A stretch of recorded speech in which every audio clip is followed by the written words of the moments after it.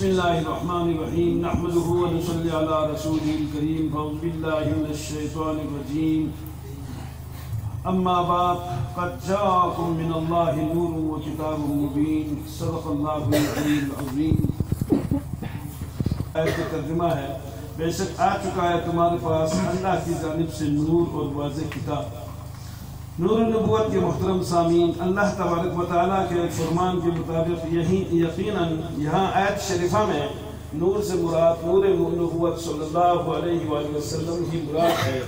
گو کہ اللہ نور السماوات والارض کے مطابق اللہ ہی زمین اور آسمانوں کا نور ہے، اور اسی نور سے اول ما خلق اللہ نوری، یعنی اللہ نے کائنات میں سب سے پہلے حضرت محمد مصطفیٰ صلی اللہ علیہ وآلہ وسلم کے نور کو پیدا فرمایا.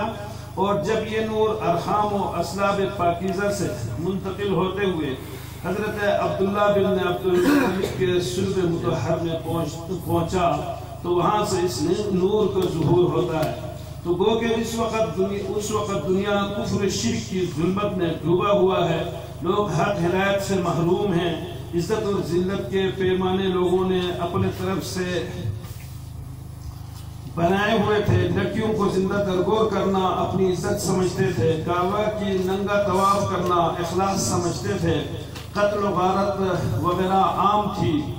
ایسے میں جب نور نبوت صلی اللہ علیہ وآلہ وسلم طلوع ہوتا ہے تو صرف عربوں کی بلکہ پوری دنیا کی تقدیر بدل جاتی ہے، رہنے سہنے کے آداب بدل جاتے ہیں. نور نبوت دعا سکھاتی ہے کہ سب سے پہلے دلوں کی علاج کی ضرورت ہے، لہذا اس طرح دعا کریں: اللہم نور قلوبنا وتمم تقصیرنا ویسر امورنا بالخیر برحمتک یا ارحم الراحمین. اے اللہ ہمارے دلوں کو روشن فرما، ہماری کمی کو پوری کر اور بہتری کے ساتھ ہمارے کاموں کو آسان فرما. اے سب سے زیادہ رحم والے، ہمیں تیری رحمت کا سہارا ہے. نور نبوت بذریعہ دعائے شکریہ یہ تعلیم دی جاتی ہے: اللہم اجعلنی نورا فی قلبی ونورا فی قبری ونورا فی سمعی ونورا فی بصری ونورا فی شعری ونورا فی بشری ونورا فی لحمی ونورا فی دمی ونورا فی مخی ونورا فی عظامی ونورا من بین یدی ونورا من خلفی ونورا عن یمینی ونورا عن شمالی ونورا من فوقی ونورا من تحتی. اے اللہ میرے دل میں ایک روشنی پیدا فرما، ایک روشنی میرے قبر میں بھی، ایک روشنی میرے کان میں، ایک روشنی میری آنکھ میں، ایک روشنی میرے بال میں، ایک روشنی میرے کھال میں، ایک روشنی میرے گوشت میں، ایک روشنی میرے خون میں، ایک روشنی میرے مغز میں، ایک روشنی میری ہڈیوں میں، اور ایک روشنی میرے آگے، ایک روشنی میرے پیچھے، اور ایک روشنی میرے نیچے بھی پیدا فرما. یعنی اس کے بعد بندہ کو سراپا نور ہونے کی دعا کے لیے تعلیم دی. لہذا دعائے سنیہ کے ذیل مناجات میں فرماتے ہیں: اللہم اجعلنی نورا وآتنی نورا وزد نورا علی نور، یا نور یا نور یا نور یا مدبر الامور یا مقدر الاعوام والشہور صلی علی النبی محمد وآلہ.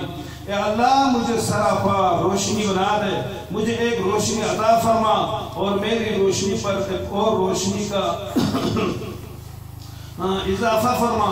اے روشنی عطا کرنے والے، اے روشنی عطا کرنے والے، اے روشنی عطا کرنے والے، اے کاموں کے تدبیر فرمانے والے، اے سالوں اور مہینوں کا صحیح اندازہ فرمانے والے، اے پیغمبر حضرت محمد صلی اللہ علیہ وسلم اور ان کی آل پر رحمت نازل فرما.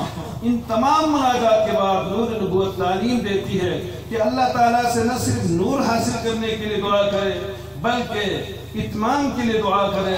اللہ نور شام سے نواز دے اور نور تام سے نوازے.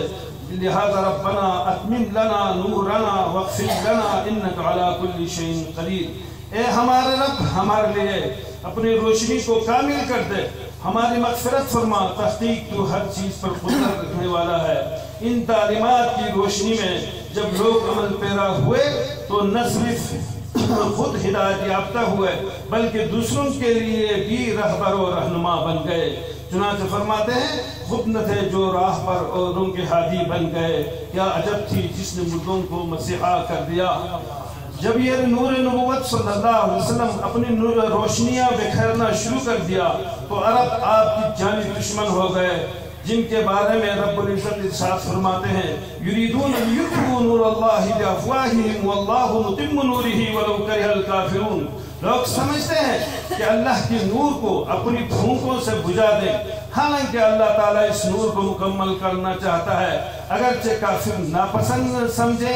جیسے کہ شاعر نے کہا نور خدا ہے کفر کی حرکت خندزن، پھونکوں سے یہ چراغ بجھایا نہ جائے گا۔ والسلام علیکم ورحمۃ اللہ۔